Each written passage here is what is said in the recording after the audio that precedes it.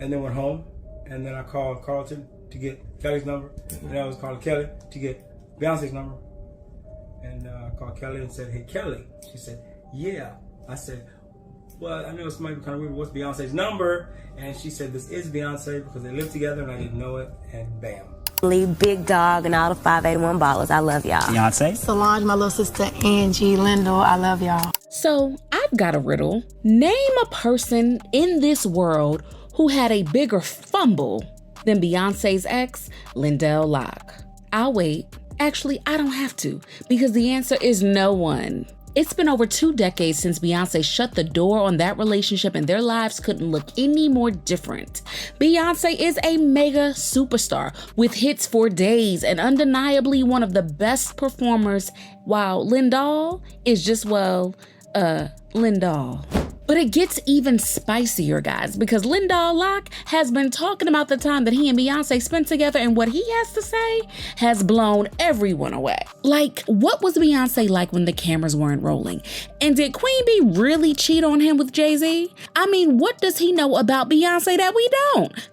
Spill it. Right now, when most of us think about Beyonce, we immediately go Jay-Z, because sometimes it feels like these two have been together forever. But to be honest, y'all, there is hardly anyone else that most of us can picture Beyonce with. But before there was Jay, there was Lyndall Locke, and he was with her during some of the most pivotal moments of her life. I mean, when she was still grinding and going after auditions everywhere to get her name out there. So if there's anyone who has the inside scoop to who Beyonce was before the whole world knew her name, it's Lyndall. So the thing is, Lyndall and Beyonce met in 1993 when she was 12 and he was 14. They were attending the same church in Houston, and Kelly Rowland was the one who actually introduced the two of them. And from what Lyndall is saying, it was love at first sight for him. He thought she looked like an angel and was the most beautiful girl around.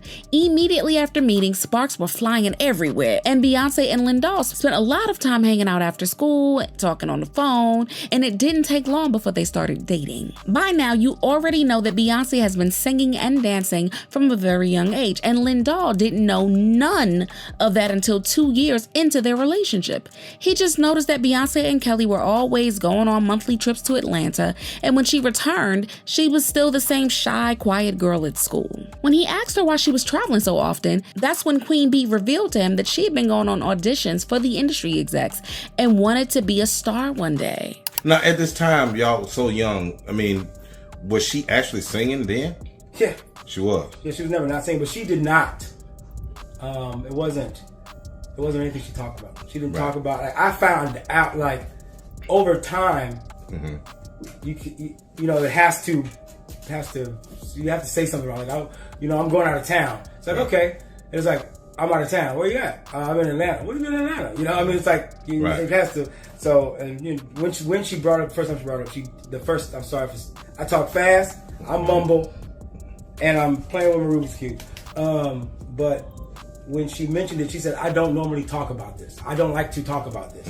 This is, you know, it's not a part of her life that she wants to put into other people's world, so that, you know, it was personal, sir." So I left it there. She was pretty humble about the situation at the time. Yeah.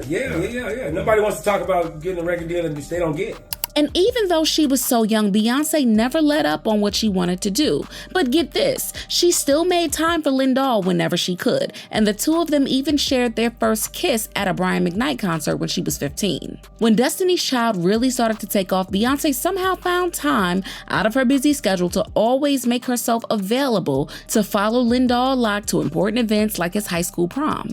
And she was also present for trips with Lyndall and his friends. However, from that point on, it only got harder from there. Everyone around them saw how Beyonce and Lyndall loved each other so much and thought that they were locked in for life. But as soon as Destiny's Child started taking off, it slowly became obvious that life was taking them in two very different directions. Beyonce was out there traveling and performing and taking one step every day to be closer to her dreams. Meanwhile, Lyndall was basically just at a standstill. He wasn't doing anything, wasn't trying to think too much about his future, and just cared about living in the present. So when Beyonce and Destiny's Child were outside promoting their group's first hit song, Lyndall was at home getting high. I took it for granted. Took it for granted? Yeah, I want to say that's what it was. Taking it for granted, and then let's say, took her for granted and then checked to see if she thought I took her for granted. And then she answered me with yes, bye. Yeah. So you pretty much play with her emotions or something? No, it wasn't on purpose. This was not on purpose. This is looking back at the situation and seeing the situation for what it was. You know? At the time, it was just, I went and did something else and then went to her house and went to sleep. And then when I was supposed to be hanging out with her, and then the next day, you know, went to go do something else again. I mean, that's what it was. That's the actions that were taking place. But with those actions, what was occurring was me taking them for granted.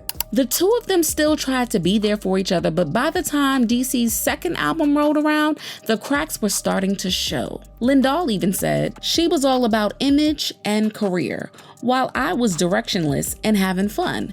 Once they started to hit big, it was obvious that she was changing. She became aloof. I told her she was becoming a whole new kind of person, and she looked at me and said, I am. One time when they were arguing about their life together, Lindal straight up told Beyonce that he wanted them to live a simple, normal life. But child, Beyonce immediately soured when he said that and reminded him that this life was what she wanted since she was a kid, and she wasn't going to give that up for anyone, not even him. What made things even more awkward for Lindal was when Matthew Knowles pulled him to the side and asked him directly what plans he had for the future, and Lindal didn't have anything to say. Can you imagine how awkward it must have been for him to be consistently asked about his career goals and have nothing to offer every single time? I bet anytime he saw Matthew Knowles coming, he ran the other way because it must have been so uncomfortable to have them look at you like you were nothing compared to their daughter, and ultimately, not good enough. And when it wasn't Matthew making him uncomfortable, it was the tensions in his relationship with Beyonce. Now that she was around other industry execs, especially men with a lot of wealth and power in their hands, she couldn't help but expect more for Lindal, but he couldn't meet her expectations. One time, Beyonce secured them backseat passes to see Janet Jackson. And girl, when Lindal met her, he was a bundle of nerves. He was stuttering and just kept talking and going on and on.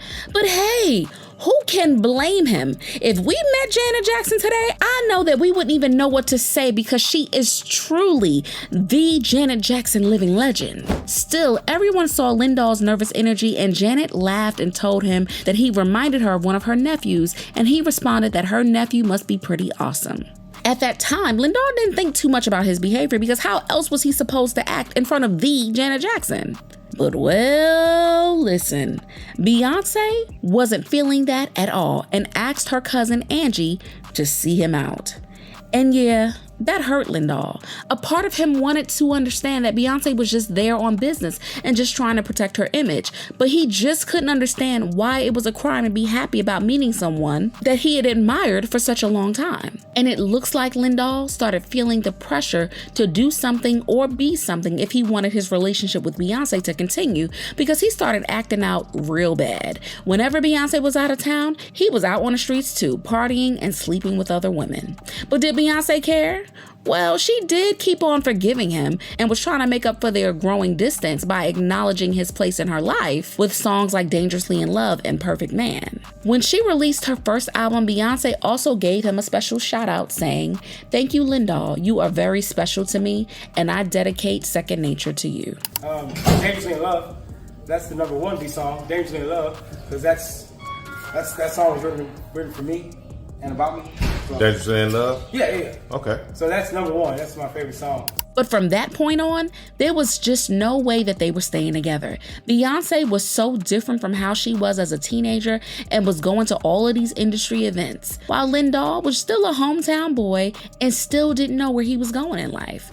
However, he still said that despite their lives taking such different turns, a part of him was still holding on to her because of the kind of love that they shared and the memories they had together, and he was still hopeful that they could make a life together. Well, it seems Lindal was the only one left in that relationship because Beyonce had been checked out and was getting on to bigger and better things. And by better, I mean Jay-Z. In 2003, Lindal confronted Beyonce about the rumors that she and Jay-Z were a thing, and it was more like an open secret to those around them that they were dating. But Beyonce still denied it completely. She said that Jay wasn't even her type, and she still cared about Lindal. She could never give him a definitive answer about how and when she and Jay-Z met, and whenever he asked her, her answers kept changing. However, when her 21st birthday rolled around that year, there was nothing left to lie about. There was no way of putting the pieces back together, and it was on that day that their relationship fully ended. Maybe Beyonce didn't want anything tying her to her past because she and Lindal never spoke again after that day, and Lindal, on his part, never really forgot about her. Well, I mean, how could he? Because she's everywhere and one of the biggest stars in the world. Still, he has shared that losing her is his biggest regret. And he also said, Beyonce was the love of my life, and I was hers, so losing her is still my biggest regret. She would say to me all the time, I'm afraid to ever live my life without you, Lindal. I want you to be mine forever. But he could only look at her from afar now, and fans agree that it was all for the best because there's a high chance that Beyonce wouldn't have gotten to where she is now if she had still stayed and held on to him. He didn't make it because he wasn't willing to grow. It's cool to be fun and play around, but the direction she was going in, he wouldn't survive. She was headed to the top and he was just a regular guy. It was never gonna stay the same. I wouldn't get married after that. Let's be honest, he'll never find someone better than Beyonce. But do you guys think that their relationship ended the way it was supposed to? And did Lindal really fumble with Beyonce? Sound off in the comments and don't forget to like and subscribe because there is more coming down the pipeline. And I'll see you in the next video. Bye, baddies.